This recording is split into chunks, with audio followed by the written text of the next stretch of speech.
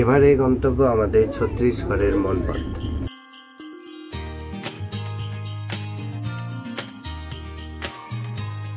বাড়িতে কচি কাচারা বায়না ধরেছে ঘুরতে যাবে। কোথায় যায় অনেক খোঁজাখুঁজির পর কিছু বিশ্বস্ত সূত্রে জানতে পারলাম এই মনপাটের কথা, যেখানে পাহাড়, নদী, ঝর্ণা আছে, অরণ্য আছে, জলপরীরা আছে, রামায়ণ আছে, আরও আছে কত কি। তবে আপনারা যারা ব্যাগ গোছাচ্ছেন তাদের বলবো বর্ষার পরে পরেই আসতে, তখন প্রকৃতি সবুজ জলছবির মায়া তৈরি করে। কিন্তু আমাদের আর তর্স হয়নি, ইচ্ছে হলো বছরের শেষ দিনগুলোতেই এখানে পাড়ি জমালে কেমন হয়। বেরিয়ে পড়লাম 4 বন্ধু আর আমাদের ফ্যামিলি নিয়ে। আমরা উঠে পড়েছি শ্যামলেশ্বরী এক্সপ্রেসে। রাত প্রায় 10:40 বাজে। এখন আমাদের ট্রেন ছাড়লো। কলকাতা থেকে ট্রেনে এলে সম্বলপুর হয়ে চলে আসুন উড়িষ্যার ঝারসুগুড়া স্টেশন। সেখান থেকে কোনো গাড়ি রিজার্ভ করে পৌঁছে যেতে পারেন মনপট। এই রাতটা খুব ইম্পর্টেন্ট আমাদের কাছে। সমস্ত বন্ধুরা সব এক জায়গায় রয়েছে। আমরা 4টি ফ্যামিলি মিলে এক অজানা গল্প।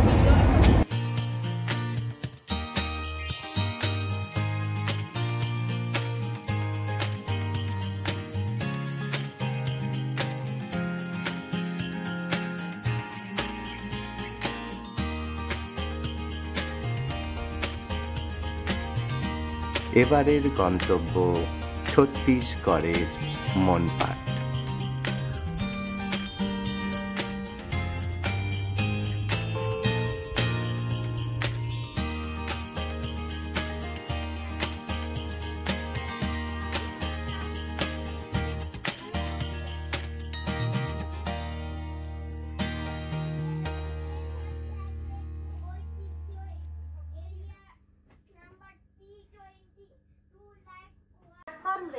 छिड़ा हुई अछि। यात्रीगण कृपया ध्यान दें। गाड़ी संख्या 1805 Howrah Jagdalpur Samleshwari express platform number 1 पर खड़ी है। আমরা ঝারসুগুড়া স্টেশনে এসে পড়েছি। এইমাত্র পৌঁছালাম। আর কিছুক্ষণ পরে আমাদের ট্রাভেলার চলে আসবে। কিছু নাস্তা পানি করে তারপর সেই ট্রাভেলারে থাকবো, কারণ এই রাস্তার মধ্যে কোনো খাওয়া দাওয়া পাওয়া যাবে না। ফরেস্ট রাস্তা তো পুরো। হ্যাঁ, ফরেস্টের মধ্যে দিয়ে যাবো।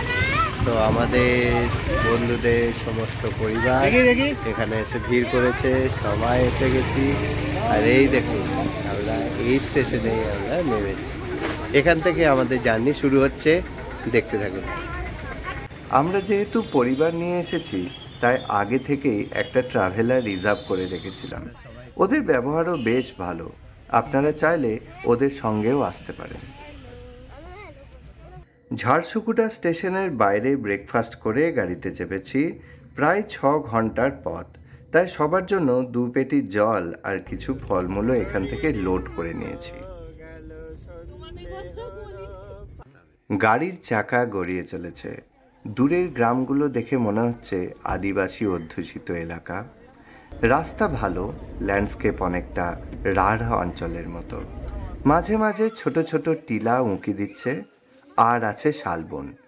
এরকমই কিছু জায়গায় আমরা মাঝে মাঝে ব্রেক নিয়েছি।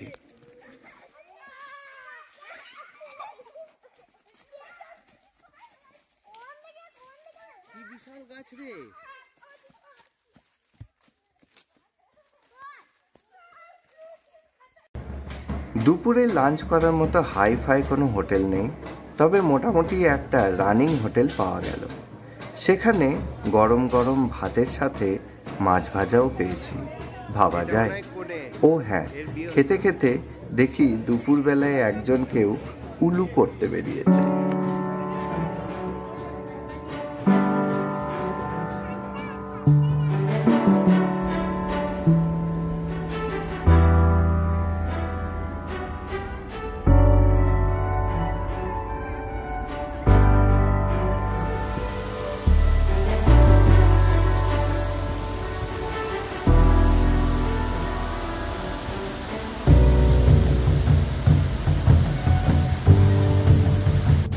সেই সকাল 8টা নাগাদ বেরিয়েছিলাম ঝারসুগুড়া স্টেশনে নামার পর। এই এখনো চলেছি। কিছুক্ষণ আগে লাঞ্চ করলাম, লাঞ্চ করার পরেই এলো আমাদের সফরের প্রথম পয়েন্ট, সুদ্ধার বাগিচা। এই জায়গায় একটা খুব সুন্দর ওয়াটারফল আছে। আমরা নিচের সৌন্দর্যটাকে উপভোগ করে একটু ওপরের দিকে যাচ্ছি, সেখান থেকে অন্যরকম একটা ভিউ পাবো বলে।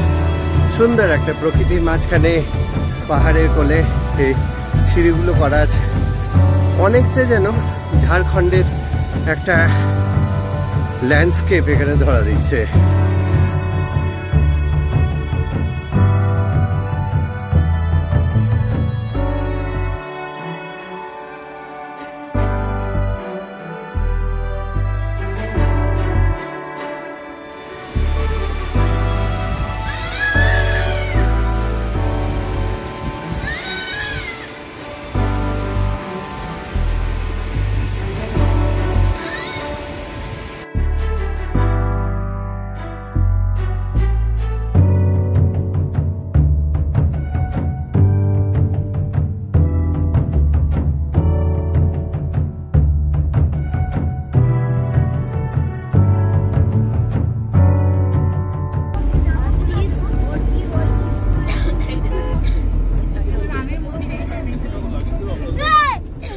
রাম মন্দির।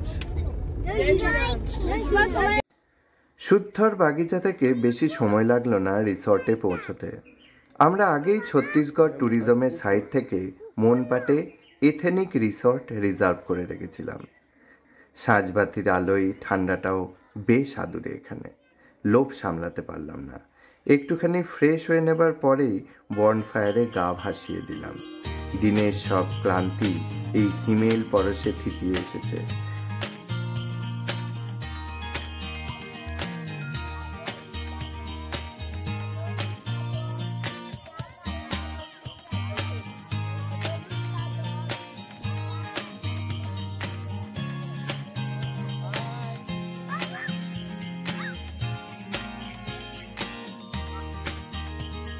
রাত্রি জবনিকা পড়ার আগেই বেশ জম্পেশ একটা ডিনার করলাম, সব বন্ধুরা একসাথে এক টেবিলে। এখানকার লোকজন ভীষণ ভালো, আর রান্নাটাও লাজবাব।